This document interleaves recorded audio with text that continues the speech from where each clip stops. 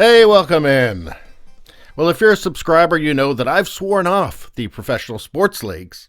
Due to the latest round of virtue signaling, I'm just done. So why am I still covering the collapse of the NBA in this case? Because it's interesting. It's part of the culture. This is the kind of stuff that I do videos on. From a cultural viewpoint, it is interesting. And it also, I have to say, reaffirms my belief in humanity.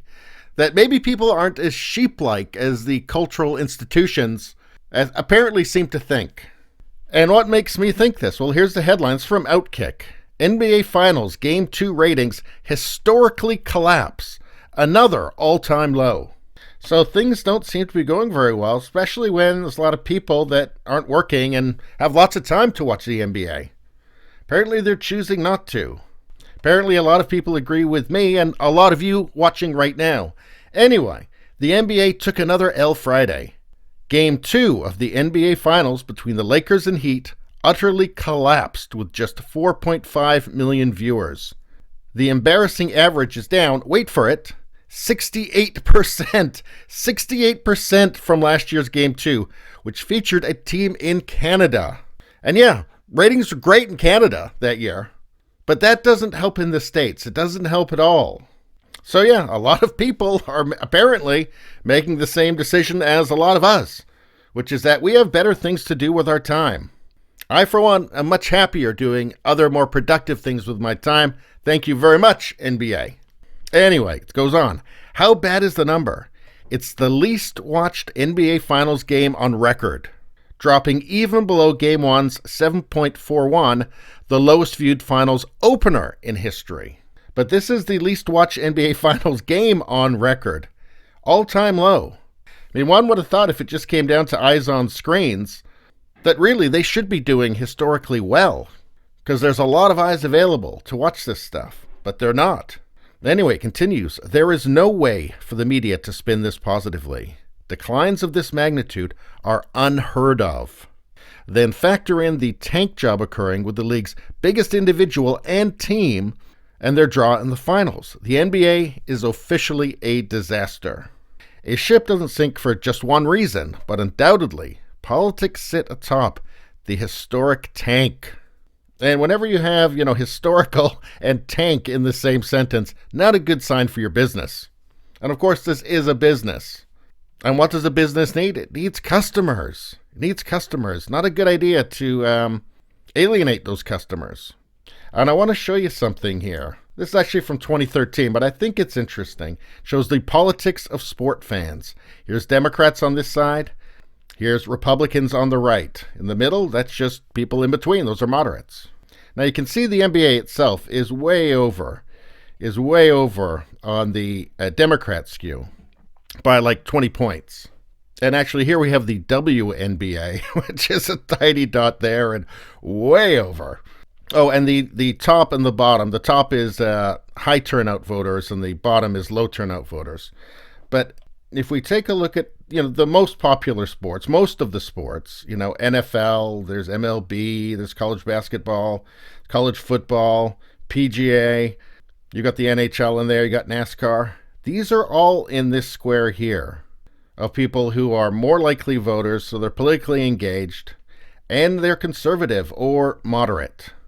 And who's watching NBA Finals? Well, normally there's a lot of just kind of casual NBA watchers, beyond their core audience. So all of these people, a lot of them will go and watch this. They'll watch the finals because it's a big name. There's LeBron in there. But maybe LeBron isn't really a big draw anymore. Maybe he's part of the problem. It says here, after nearly 2 decades of reinventing the NBA discussion, LeBron is now a detriment to the league's brand. So maybe he's the reason why people who watch all these other sports aren't migrating over for the NBA Finals the way that they had in the past. And what does it say about LeBron here? Just going to interrupt for 1 second to say, if you like this content, subscribe so you can see more. Thanks a lot. With misleading social statements, lying about putting human rights before his brand, bowing to China, and that's all together there, putting his brand before human rights. And I don't think that athletes should be looked upon for, political or moral issues. But when an athlete does that, they do it at their own peril. Let's see, refusing to comment on the shooting of 2 police officers, paying for fines so felons can vote, for Joe Biden, of course, and craving celebrity worship. LeBron now alienates more viewers than he attracts. I think that's what we're seeing. I think he's a big part of it. Just the narcissism and the hypocrisy. And nobody did that to him. He did that to himself. But anyway, the NBA's new self-inflicted identity is written in ink. Millions of turned-off Americans associate the NBA with radical politics, catering to only a minimum number of sports fans. How much lower can the ratings drop? Find out tomorrow. Because the next one will probably be worse, right? And yeah, they say the identity is written in ink. People aren't going to forget this very quickly. And will it recover? Well, I don't, it's not going to go anywhere. It's not going to disappear. But I think it's going to be less relevant for a long time. Certainly if a lot of the people out there listening to this or watching this are like me, yeah, I think it's going to take a long time. Because I tell you what, I'm actually thrilled to have finally, I think I might have been even just looking for an excuse to stop wasting hours of my time watching professional sports. Because, as I've gotten older, I've noticed that ticking, that little tick-tock in the back of my mind is getting louder and louder. And what is it telling me? It is telling me to do something useful with my time. And I am. I actually regret all of the many, many hours I've watched. Many, many, many hours I've watched professional athletes playing children's games.